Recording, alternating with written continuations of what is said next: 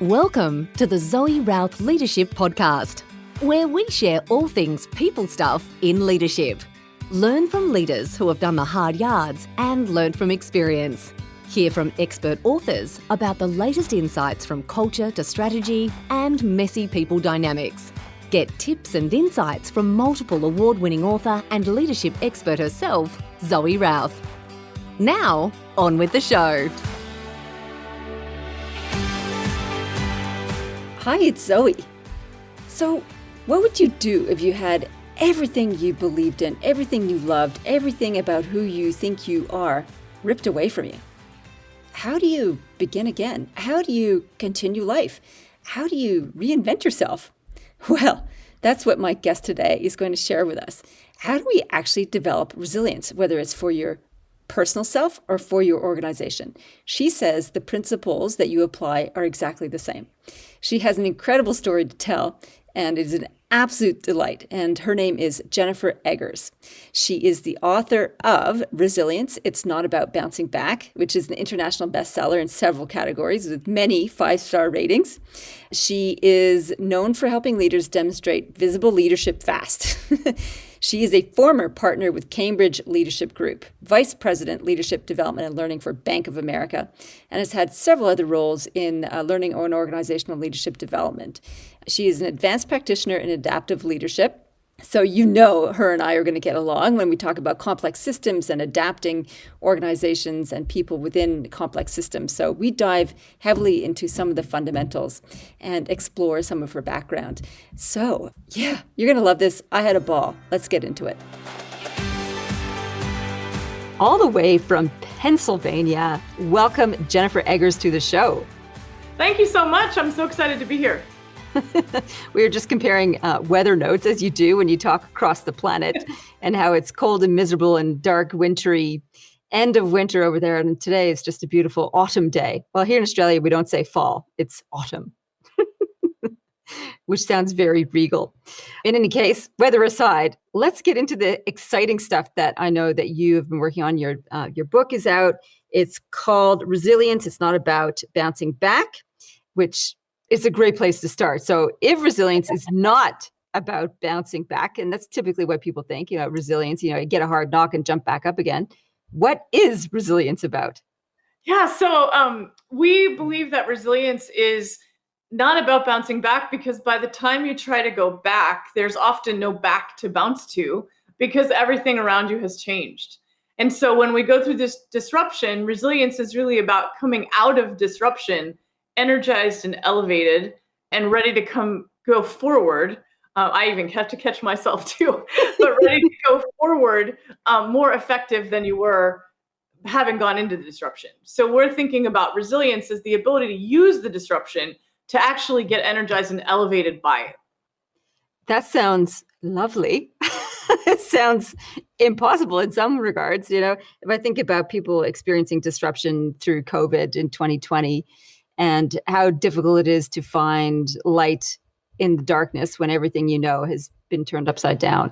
What's the starting point? Where do people start in terms of trying to gather their skirts around them and look forward to the future?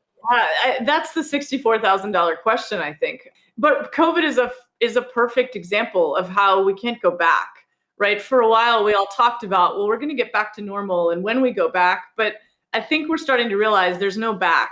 We're not going back. We're going to have to figure out what's next and where are we going to, and how are we going to live with this pandemic in our midst? Because I don't think it's really going away. I mean, we certainly hope that, things will get better, but I think it's more about, where do we go from here? And so, like any major disruption, I think, the first step is kind of figuring out who are we in this, right? What are the beliefs that ground us? And then how do we sort of make meaning in the situation? So I think, it's interesting. There's 3 characteristics of resilient people and organizations. And I think to me, the most fascinating thing is they're the exact same characteristics for people and organizations. So for me, that's incredibly compelling. There's a million people, and I'm certainly one of them, that can, write a book about resilience that spawns out of sort of personal hardship. But that's nowhere near as meaningful to me as transitioning this into thinking really about how do we build resilient organizations. So the cool thing is there are 3 characteristics, and the 3 characteristics are Number one is having a firm grasp on reality. So I think it really is not in longing for back, but actually in owning where we are and what's happening to us, right? So the firm grasp on reality has a lot to do with what's the situation that I am in, what's changed for me, and how long maybe will it be till we can do something, and what are we going to do in the meantime? So it's really this firm grasp, not clouded by optimism or rose-colored glasses, but really thinking about what's going on right now practically that I need to face and deal with. The second characteristic is the ability to improvise. And so, we've all done a lot of improvising, I think, since COVID. And so that's going to help us going forward. I mean, if we can't get our needs met in this crazy environment, and just think about relationships and, how do we keep these informal relationships and conversations maybe we had, in the office over the water cooler or out to dinner or whatever, but how are we going to get that need met some other way? So it's the ability to improvise. And then the third one is the ability to find meaning in the situation. Those are three things that we know when leaders and organizations have those abilities, they tend to be more resilient. So maybe it's first recognizing what is resilience. And I say that because there's a difference between, I think what we've been doing a lot of in the last year is coping. So there's a huge difference between coping, which is sort of like just getting by, this sort of survival thing, and building real intentional resilience that's going to get us through this thing in the long haul. And I think we've been coping for far too long, is that's my sense, is that when you're in survival mode for that long, it just takes a toll. I mean, it's stressful. I don't know. I think it's interesting. I think globally, we're all in the same. I don't think I've ever had a disruption or a scenario that I can honestly look across the globe and have the same conversation with, somebody in Australia or someone in Singapore or someone in, China or the Philippines or any of these places. And you're literally, I have an editor in Jordan, and he's in the same situation. It's the craziest thing. But we've all been coping for all this time. And it's time to start really thinking about what do we do intentionally to really build our resilience so that when we come through this, we're able to really do it with this grasp on reality, with improvise, the ability to improvise and really find meaning in the situation. I love that you picked up 2 out of your 3 points, read from Viktor Frankl's Man's Search for Meaning, Yes. So I want to follow through that a little bit and also pick up on the carrot that you dangled right in front of us, which was, your personal story. Can you tell us a little bit about that? Oh gosh. So which one are you thinking of? I don't know. You tell me. Okay. Oh, I'm sorry. I thought you were going somewhere from the book. No. So, it's interesting. About maybe 2011. So I launched the business in 2007. And then in 2011, I had been teaching all this stuff from Harvard, and I had been teaching a lot of, really well research backed leadership things. And I started to think, what's the story that only I can tell? And so I literally went to 10 people that know me best. And I asked that question. And to a person, 10 people got back to me and said, Jennifer, you're nothing if not resilient. And I had never thought about resilience. But what I realized is that I had been through these, and that's why I asked which one. I have been through this crazy amount of major life transition events that happened. And I was still, kind of coming back. And I wouldn't even say going back. It was like emerging new and different and moving forward, which is really what resilience is. And so, when people said that to me, I asked myself, well, okay, first of all, why is it that I was able to come through those situations when, many, many people go through trauma and lots of, tough personal situations. Many come out better than I did, but an awful lot come out worse. And an awful lot don't emerge stronger. And so I kind of said to myself, all right, well, what was that? Like, what did I do something? Or, what was it that allowed me to do that? And I narrowed it down to a very finite set of steps I had taken. And then I did all the research I could possibly do on resilience. And back in, 2010, there were probably 5 articles. And so Viktor Frankl, of course, was a great body of work to look at. And there's a woman, Diane Cotu at Harvard. She's an editor at Harvard Business Review, and she had written probably, the single best work on resilience, and that's where we get the characteristics of resilience. But what I found, and this was so encouraging when I read, even her early research said that these characteristics are the same for leaders and organizations, and we can teach it. So what that meant was that resilience can be learned. So I looked back and I said, okay, what are these things that I did? And they became our resilience framework, which we then started teaching. So I started speaking about it. I pitched the talk at a conference that I really didn't have any idea where it was going to go. I didn't have the talk written. I just said, hey, this is an idea I have, see what you think. I gave the guy, I think, 5 or 6 different ideas to choose from. And he got back to me and he said, I've got to have this resilience. Can you come speak about this idea? And so I wrote the speech, and it's honestly, I have a bit of a career as a professional speaker. I have never given a talk where not only did I get a standing ovation, but they rushed the stage. So I couldn't get off, and the next speaker couldn't get up. She was furious with me. But these people, it was like the most profound experience. And at that moment I said, if I do nothing else for the rest of my life, I don't care if I have to live in a mud hut, but this is what I want to do. I've got to get this word out because people care and it's super important. So I really started, thinking about how do we build resilience? And so in the book, there's a resilience framework, and it really is, resilience is a function of our mindset and the choices that we make. And underlying that is our core beliefs, whatever we really know to be true. So our mindset is a function of attitude and our authenticity, and our choices are a function of our purpose and our definition of success. And so we put all that in, a bunch of cubes in a cute little diagram, and all of a sudden it's like it's making sense to people, and we're able to teach it to leaders and to organizations.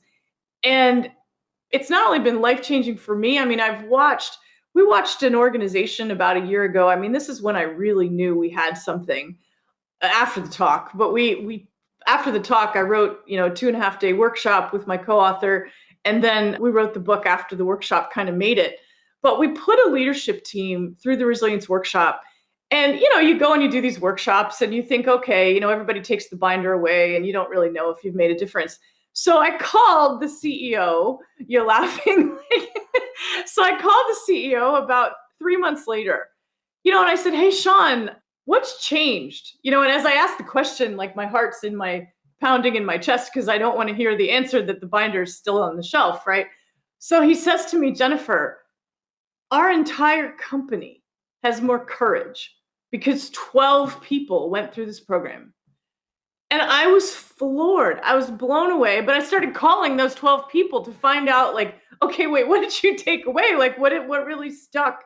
And what was absolutely amazing was the personal breakthroughs that they had when they really started thinking about, when you think about authenticity, it really is about your filters and being able to identify these filters through which we view the world.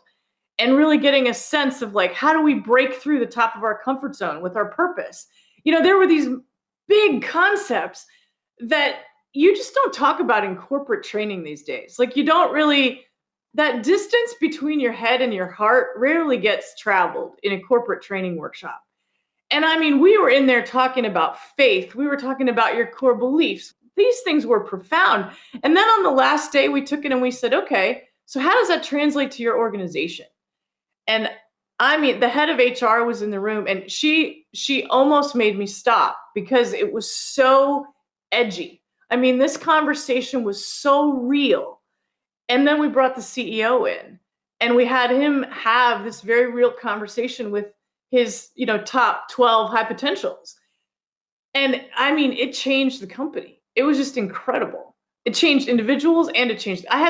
I had one of the senior leaders, I don't want to say too much because I don't want to give away if somebody's listening to this, but we had one of their senior leaders called me and he said, you finally got to, and it was one of his employees. And he called me and thanked me for really getting to this guy and changing his life. And it was just, it's so heady. It's unbelievable. And it was funny because I remember calling my co-author. She does a lot of personal growth work. This was really new to me. And I said, Cindy, how do you deal with this? Because I can't bear the weight of, these reactions that are going on. It was so unbelievable. But I mean, I think that's the passion, and that's what I love to do, is create those kind of breakthroughs. And I have to say, I mean, this is bigger. This is so much bigger than me. The content is it's so real. And I think the pandemic has only, when we started this, no one was talking about resilience. And now it's like everybody wants to know, how do we become more resilient? And I think in many cases, the sad part is what they're asking is, how do we cope? But what we really need to do is think very intentionally about how do we build those components of what we call the resilience framework. And it's work. I mean, this is edgy, it's in your face, it's, hair flying in the wind kind of work. I mean, this is like, It's great visual. it is. I mean, it is. That's how you feel when you're on the edge, right? I mean, this is, unless you get there as a leader and you really know who you are as a person, you're never going to get how you are as a leader, because who you are as a person really shapes who you are as a leader. And that's what we want to get to. And you know that. I mean, all your work speaks to that. It does. And certainly being in the crucible is some of the things I've written about and been through myself, from cancer to failed IVF to business struggles to, you name it. So I understand what that kind of experience can cause us to press pause and do some reflection. And I'm desperate to know, when you're standing on that stage and getting rushed, what was one of the stories you told about your personal experience that had people clamor to get more of you? Well, one of the biggest stories that I have is I was a competitive water skier for many years. I was top 50 in the US, and I was very, very serious about it. I was a judge and a driver, and I was at the highest levels of a sport that I dearly loved. I mean, it was my life for 10 years. I was a senior leader in several corporations and had negotiated like flexible work arrangement to be able to train. And it really, truly defined who I was. And when I moved to Memphis, Tennessee. And shortly after I moved there, I had my first car accident, which knocked me out of competition. And then I was rehabbing that one. And a year later, I had the second car accident, which knocked me out of training. And then a year after that, I was rehabbing and finally got on the water for the first time, only to find out that I had a blood disorder, that I would never be able to do cardio again. What? Never be able to do cardio, like exercise? Yeah, I can't get my heart rate up. Oh my God. So, I mean, for someone who is a competitive athlete, that was an absolutely life-altering experience that I had to come to grips with. And, obviously it's not corporate, it's not business, obviously it's a health kind of thing. And I've had a fair share of those too. And this was the first one, right? So, when you think about something that really defines who you are and what you love, I mean, there's no place on earth I'd rather be than behind that boat. And I couldn't, the last time I skied, they picked me up out of the water because I couldn't even get out. Nobody knew why. I mean, it was like this crazy, like, what's wrong with Jennifer kind of thing. And, and I'm trying to act normal and it just didn't work. And so, lo and behold, we learned. So that was one of the things where I had to find, and, I had a water ski coach that was just brilliant. And one of the things he said is, if you're going to make a change, you can't stop doing something unless you replace it with something else. So if you have a habit, and in his mind, it was a habit, right? So if you're holding the rope the wrong way or you're leaning the wrong way, he wouldn't say, stop doing that. He would say, do this instead. So you would have to give up something in order to get to the next, right? So for me, it was like, all this time, and you think about like driving to the lake, skiing, getting the boat in the water, cleaning the boat, getting back, judging, driving, all this. It was an ungodly amount of time. So I got involved in bluegrass music, which is the strangest possible thing you could think of. But I literally ended up fronting a bluegrass band just to fill the time that, I had spent skiing. And I found this other aspect of my life that was just really fun. And so I figured out, like, life goes on and we can make the best of this. And then in the middle of it, or shortly after that, started LeaderShift. I'm sure from your cancer and whatnot. I mean, you go through something like that and it causes you to pause and, really think about, what do you want? What's going to make you happy? And, that was something where I said, at that point, I didn't really want to, and I had had a number of experiences leading up to this, but intentionally, I knew at some point I was going to start a business and I was going to start doing some things on my own. But at that point, it was like, okay, I'm ready. Like no time like the present, So that was one of the life-changing stories that I usually tell anyway. That certainly, I think was started maybe me on the path of, what did I do to be resilient? Yeah. When you have your dreams ripped out from under you, it is pretty course altering. The question I had about the resilience framework and comparing resilience to coping, do you think we have to go through a coping stage before we can start then thinking forward? I think it depends on the challenge. Or the disruption, I should say. It's funny, before the pandemic, I would have unequivocally said no. In fact, when we wrote the book, the subtitle is How Leaders and Organizations Can Build Resilience Before Disruption Hits. And so I would have stood here and told you, pounding my fist, that you need to build resilience before the disruption hits. Resilience is the thing that you do before you have to cope so that the coping is easier, you get through things faster, whatnot. And now we find ourselves in this situation where I've had to kind of swallow hard and go, well, I guess we can do this in the heat of the battle too.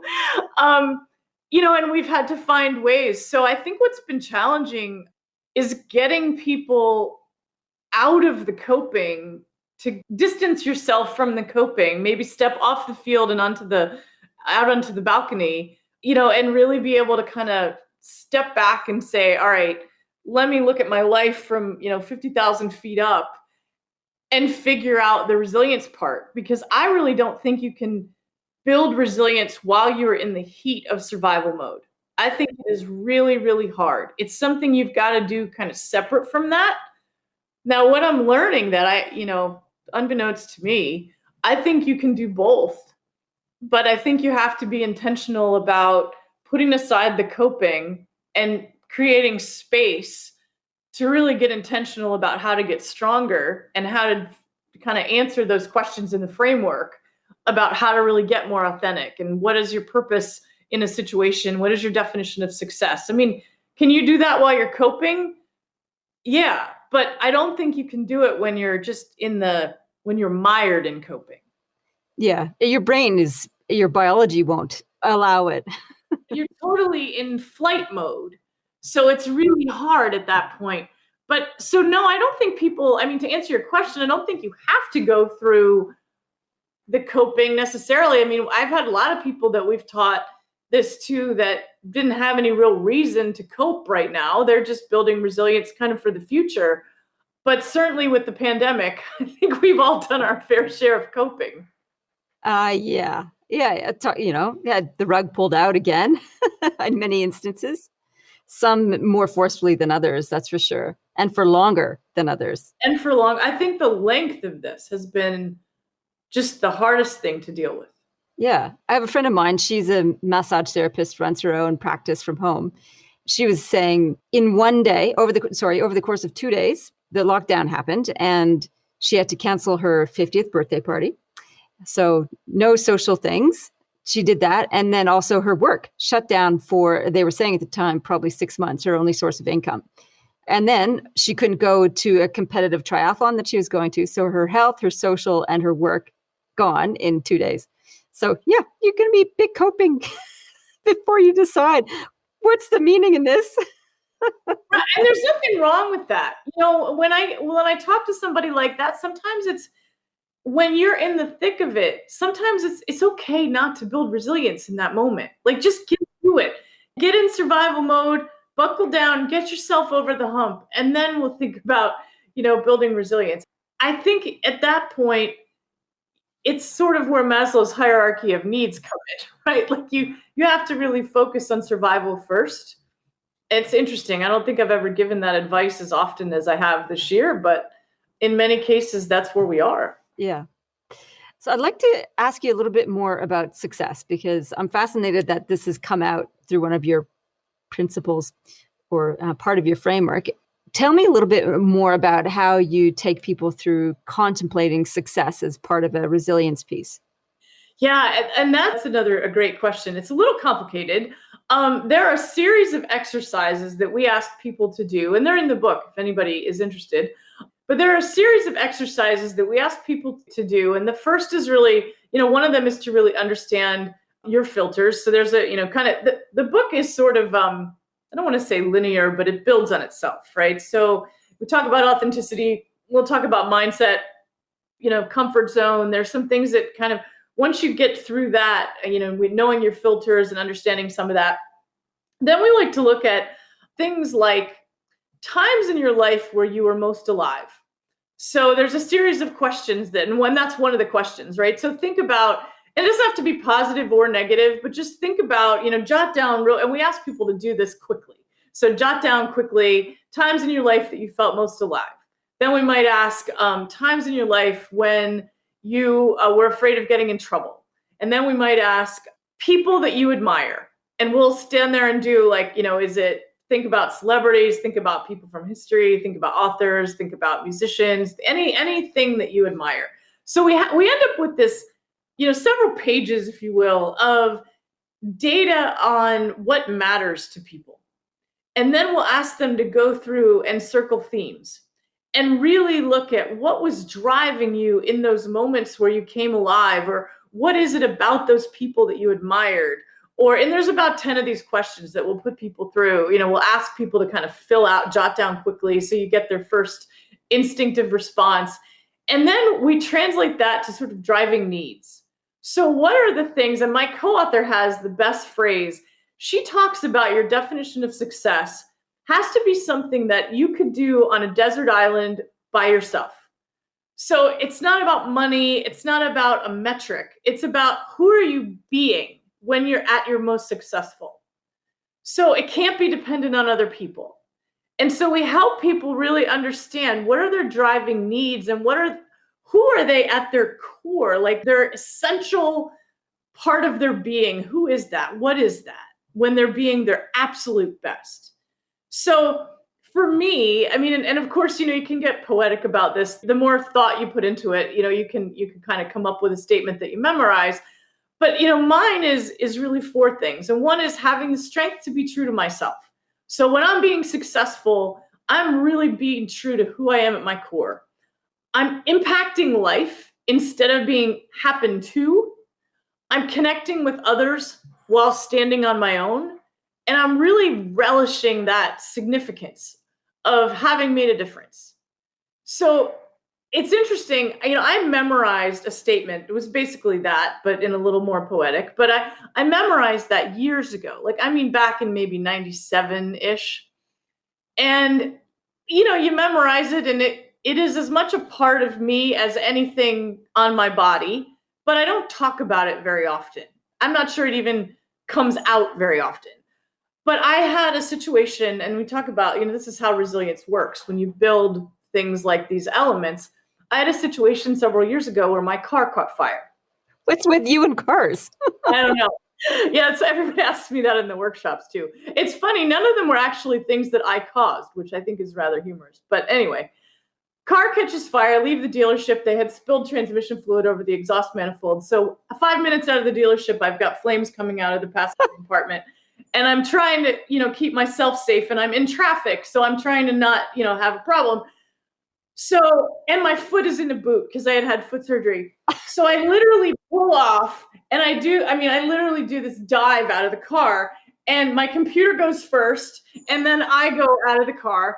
And, I'm in this situation where I'm watching, and the best part was I had just packed the car. I was leaving for a month, and the car was packed. So I literally lost everything that mattered for the next month was in that car. And so I'm watching the car burn, and I'm having this rather traumatic experience, as you might imagine. And so the long story short, the guy from the dealership that did the damage finally shows up, and he agrees to drive me back to that dealership. Now, why? I don't know. What are we going to do? But anyway, I go back.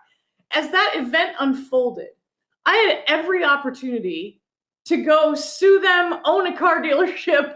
I could have gone bananas trying to get back at the car dealer, trying to prove they made a mistake, all these things I could have done. And in the end, in that moment, I walked into the dealership that set fire to my car, and I said, in a calm voice, I said, okay, here's where we are. I mean, this is what happened. What are we going to do now? And the guy looks at me and he goes, you don't even sound mad. And I'm like, believe me, I'm furious, but it's not going to do any of us any good if I come in here and yell and scream. So let's talk about how we're going to settle this. And I literally, in the next month that followed, what mattered to me was getting back as quickly as possible. I went and bought everything that was missing. We settled the case. I got an okay deal. I didn't get a great deal. I don't own a car dealership. I didn't sue. The trauma wasn't worth it.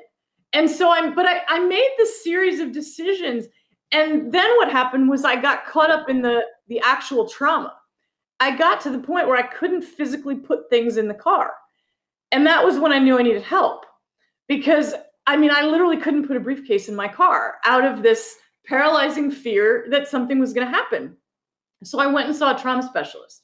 And through the processing of the trauma, she said to me, she got me through, well, what caused you to make the decisions that you did? And I went back, and it was my definition of success every step of the way. And it was never conscious to me, but I was totally true to my values. I didn't fight and succumb to all the attorneys that wanted to sue, that wanted to make a big fuss about this. I never felt like a victim.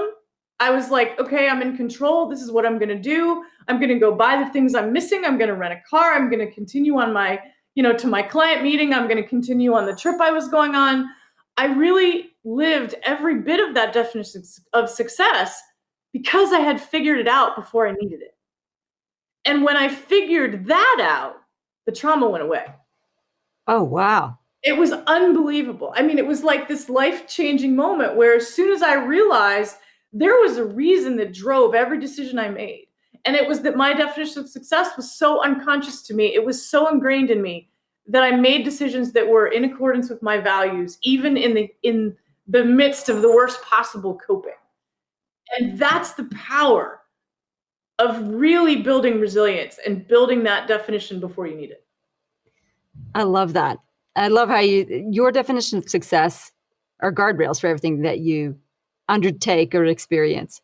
So with regards to this concept of success, so if that definition is about beingness and values and acting on your values in the moment, what then is the use of goals?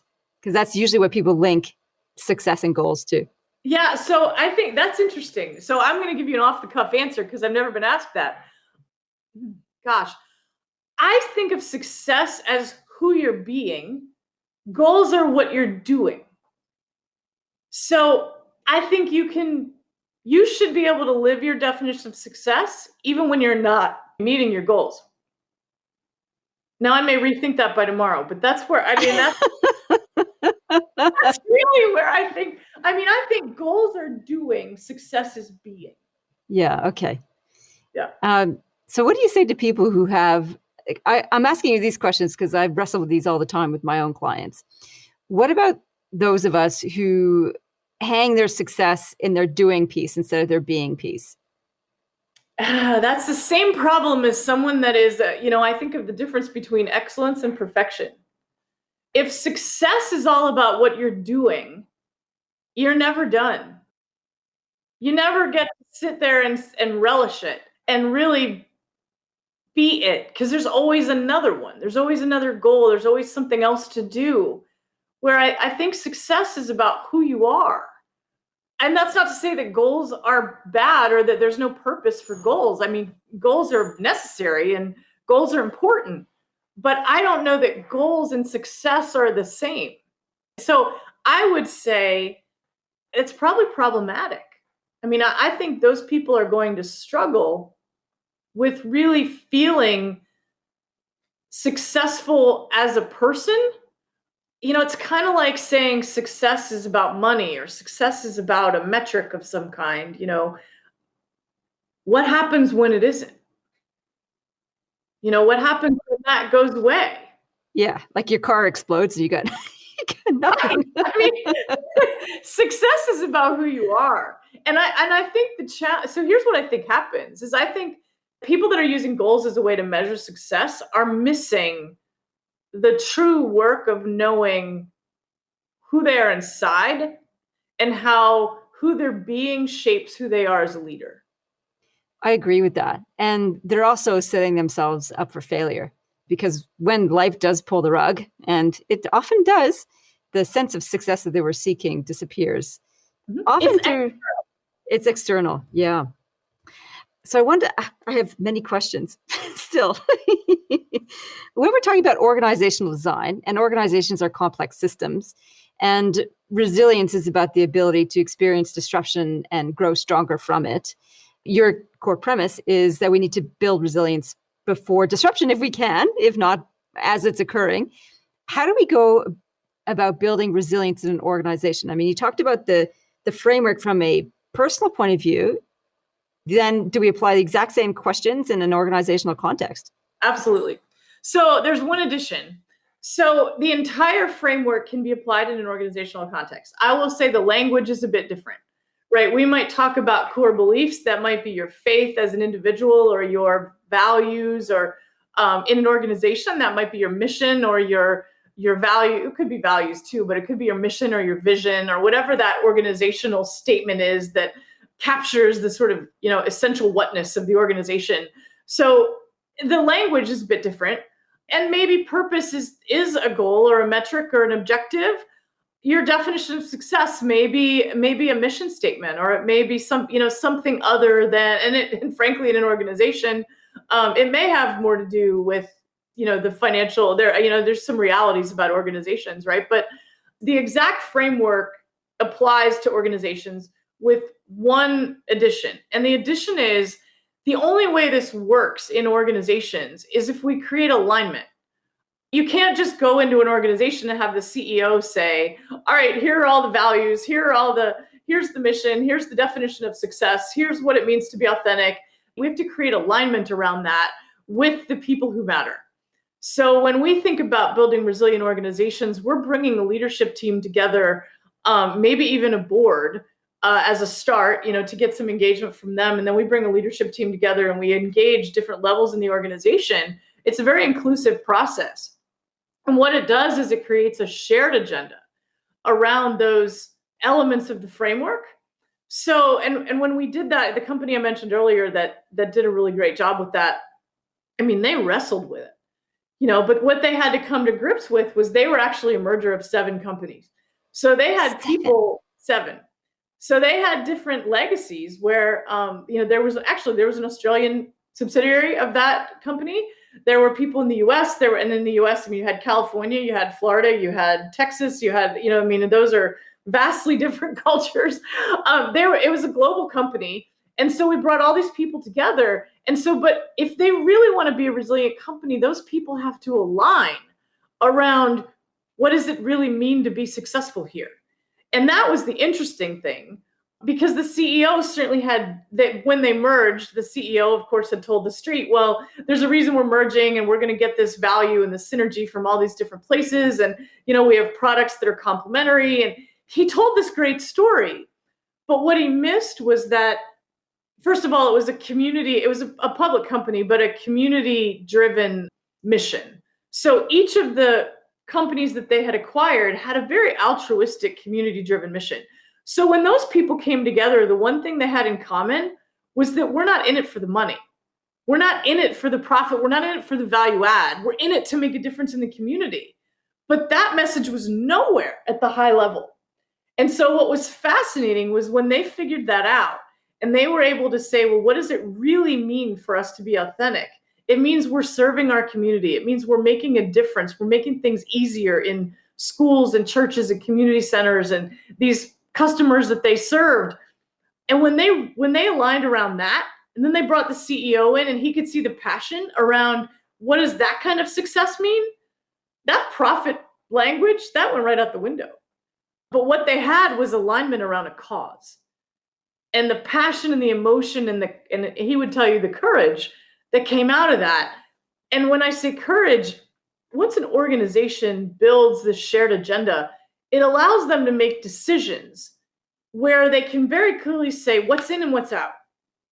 And everybody's aligned to be able to make those decisions. It's not like you got to go and wrestle for resources and have this big debate and struggle and, internal competition. When you have that kind of alignment, and disruption hits, everybody's on the same page. It's like an insurance policy so that when disruption hits, everybody just jumps into action because they know what the values are. They know what it means to be authentic. They know what success looks like. They know what their purpose is. And most importantly, they know what their core beliefs, they know what they stand for as an organization. And that's what makes a resilient organization. So it's the same framework plus alignment. Love it. And in that, what is the role of the CEO? Oh, they've got to lead it. I mean, they don't have to go create it, but they've got to be willing. So here's the role. The role, and this is a tough one. The role is they have to be adaptive. And when I say adaptive, it's a big word with a lot packed in there. So adaptive is open-minded, vulnerable. They have to be willing to open it up to a shared conversation. They could certainly be a visionary and they can, espouse their vision and all of that. But a CEO in this context has to go in this thing with a bit of a fearless attitude around what are they going to come back with. That CEO, now this guy's absolutely amazing. I mean, he called me in to do this with a very open mind, knowing that they might come up with something that was not at all what he wanted to do. So he was very willing and played along and said all the right things. And, just did a great job. There are a lot of CEOs that won't do that. But this is my coaching to them would be, you've got to be willing to let go and see where your people take this. This was a finance company, a bit of a fintech company. They weren't going to go become an amusement park. I mean, they know what their mission is, right? The CEO doesn't have to be afraid that at the end of the day, they're not going to be a payments company anymore. You can provide some guardrails and some guidelines, and you can give your vision or whatever you want the organization to be, and then let them run with it. But you got to be open to what they're going to come back with. I'd love to see that, to see a fintech company become an amusement park. That's awesome. Well, that's what, I had this conversation with him ahead of time, and I said, you're taking a risk. Like, I want to just acknowledge that there's a risk in saying, okay, you guys go create a shared agenda, because they might come back with something that isn't what you want. And it was really ironic. I was working with two payments companies at the same time. This one, great, go for it. Bring me in at the end. I want to see what they come up with, and they really did a phenomenal job. He was open-minded. He listened to them. They listened to him. They had a great conversation. Everything worked really well. The other guy at the other payments company was like, oh, I'm not letting my people decide what this is. That's me. It's my role, right? I'm going to tell them what we are. Well, guess who's more successful today? Yeah, absolutely. And guess who still has almost that same team versus 100% turnover. So, it's absolutely astounding what happened when people come together and rally around a cause. That's beautiful. It's the Simon Sinek, when you think about the Simon Sinek, start with why, there's a lot of truth in that. Yeah. And be guided by who, and that comes to your core piece there around success. Jennifer, this has been really fun. Thank you so much for sharing your insight, your stories, your wisdom. And I can't wait to get stuck into your book and to pore over the frameworks. It sounds awesome. And I am excited to read yours and look at yours as well. I learned so much prepping for this that I'm excited to be here, and I'm really excited to get to know you. And thank you so much. I enjoyed it too. No worries. I'll send you a copy of People Stuff. That's my latest one. I think you'll probably find that the most relevant. I would love to. Absolutely. All right. We'll swap. I'll happily get you one of mine as well if you don't have it yet. Perfect. Sounds good. We'll do that. Thanks, Jennifer. Thank you. I appreciate it. That was so much fun. She is just hilarious and a pleasure. You can just feel Jennifer's passion seeping through the airwaves, can't you? I just loved it. I guess for me, I love the definition of success. It's who you're being and what you're doing when you're alone on a desert island. My immediate thought was like, I'm just reading a book under a tree. But yeah, that's me being facetious. I think that is beautiful. So success is really who you're being. And it's one of the core fundamentals I discuss with clients every time I start work with them. How do you define success? And it's fundamental to how we build our world around us, whether it's our personal world or our leadership world, and how those two link together. It's pretty powerful stuff, her resilience framework, and the core fundamentals of beliefs and mindset and actions that you take based on those around your purpose and your definition of success are certainly some of the key elements I explore with all my leaders, particularly in my Amplifiers group. And Amplifiers is for high-level leaders and CEOs, managing directors who want to be in the company of like-minded people so that you can explore each other's definition of success, each other's purpose, and explore how you can make a bigger impact in whatever sphere of the world and industry that you're working in. So if that sounds like fun for you, because it is fun, do check us out. It's at zoerouth.com/amplifiers-program. We'll put a link in the show notes for you so you can just hop on that and take a look. Would love to have you on board if you think a community like that would really support you in your leadership journey. And I'd love to meet you. In the meantime, hope you enjoyed this podcast. Feel free to leave us a review and a rating. That would be completely awesome and really good for the Karma Fairies. And in the meantime, live well, lead well. You've been listening to the Zoe Routh Leadership Podcast with leadership expert Zoe Routh. For more about people stuff and to contact Zoe, go to zoerouth.com.